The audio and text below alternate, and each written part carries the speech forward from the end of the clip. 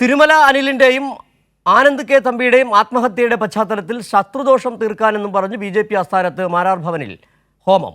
BJP. സംസ്ഥാന അധ്യക്ഷൻ രാജീവ് ചന്ദ്രശേഖറാണ് ഹോമത്തിന് നേതൃത്വം നൽകിയത്. വിവരങ്ങളുമായി മനസ മനോജ് ചേരുകയാണ്. മനസ, ഏതായാലും ഈ മാരാർജി ഭവനിൽ പോലും ഈ സുരേഷ് അടക്കമുള്ള നേതാക്കൾക്ക് വാർത്താസമ്മേളനത്തിൽ പോലും കൃത്യമായ മറുപടി നൽകാനാകുന്നില്ല. സ്വാഭാവികമായും വല്ലാത്ത പ്രതിസന്ധിയിലാണ് ഇപ്പോൾ ബി.ജെ.പി. സംസ്ഥാന ഘടകം വന്നുപെട്ടിരിക്കുന്നത്. തിരുമല അനിലിൻ്റെ ആത്മഹത്യ, അതോടൊപ്പം തന്നെ ആനന്ദ് കെ തമ്പിയുടെ ആത്മഹത്യ, അതോടൊപ്പം സുരേഷ് ഉൾപ്പെടെയുള്ള നിരവധി നേതാക്കൾക്ക് എതിരെ ഉയരുന്ന സാമ്പത്തിക തട്ടിപ്പ് ആരോപണങ്ങൾ. അതായത് രാജീവ് ചന്ദ്രശേഖരൻ്റെ അടുപ്പക്കാരനായ സുരേഷ് തന്നെ പലപ്പോഴും പ്രതിരോധത്തിലാകുന്ന സാഹചര്യം. രാജീവ് ചന്ദ്രശേഖരന് കേരളത്തിലെ രാഷ്ട്രീയത്തെക്കുറിച്ച് വ്യക്തതയില്ലായ്മ കൊണ്ട് മാധ്യമങ്ങൾക്ക് മുന്നിൽ പോലും കയർക്കുന്ന ഒരു സാഹചര്യം, വ്യക്തമായ മറുപടി നൽകാൻ കഴിയാത്ത സാഹചര്യം. അമ്പേ പ്രതിസന്ധിയിലായിരിക്കുന്ന ബി.ജെ.പിക്ക് ഇനിയുള്ള മാർഗം ഇത്തരത്തിലുള്ള അന്ധവിശ്വാസങ്ങളാണ്, ഹോമം നടത്തൽ മാത്രമാണ്. മനസ, എന്താണിത് സംബന്ധിച്ച വിവരങ്ങൾ?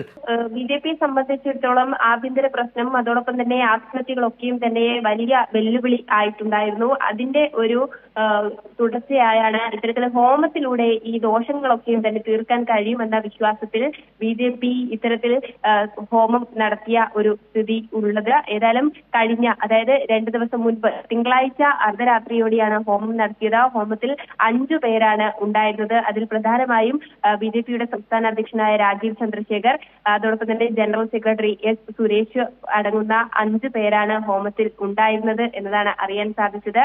ഒപ്പം തന്നെ ഈ നമ്മളൊക്കെയും തന്നെ തറവാട്ടിൽ തുടർച്ചയായ ദുർമരണങ്ങളും അതോടൊപ്പം തന്നെ ദോഷങ്ങളൊക്കെയും ഉണ്ടായിക്കഴിഞ്ഞാൽ ഹോമം നടത്തി അതിന് പ്രശ്നങ്ങൾ തീർക്കുന്ന രീതി പൊതുവെ വിശ്വാസികൾക്കിടയിൽ ഉണ്ട്. ആ ഒരു രീതിയാണ് ഇപ്പോൾ ബി.ജെ.പി. ഓഫീസിലും ഉണ്ടായിരിക്കുന്നത് എന്നുള്ളതാണ്. കാരണം ആദ്യമായാണ് ഒരു പാർട്ടി ഓഫീസിനകത്ത് ഇത്തരത്തിലൊരു ഹോമം നടത്തുന്നത്.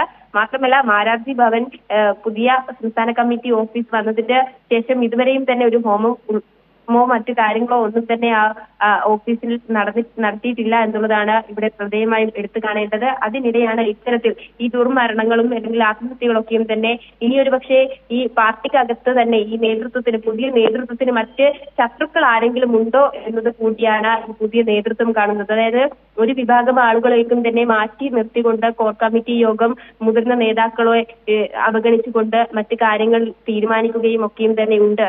അതുകൊണ്ട് തന്നെ ഇനിയിപ്പോൾ മുതിർന്ന നേതാക്കളെയോ അതോ ഈ രാജീവ് ചന്ദ്രശേഖറിന്റെ എതിർപക്ഷക്കാരെയാണോ ഈ ശത്രുക്കളായി പുതിയ സംസ്ഥാന അധ്യക്ഷൻ കണ്ടത് എന്നതും ഉയർന്ന ചോദ്യം തന്നെയാണ്. ഇതിനോടകം തന്നെ ഇക്കാര്യം വലിയ സജീവ ചർച്ചയായി മാറി എന്നുള്ളത് തന്നെയാണ്. സംസ്ഥാന അധ്യക്ഷന്റെ ഭാഗത്തു നിന്നും വ്യക്തമായ മറുപടിയും ഇത് ലഭിച്ചിട്ടില്ല എന്നുള്ളതാണ്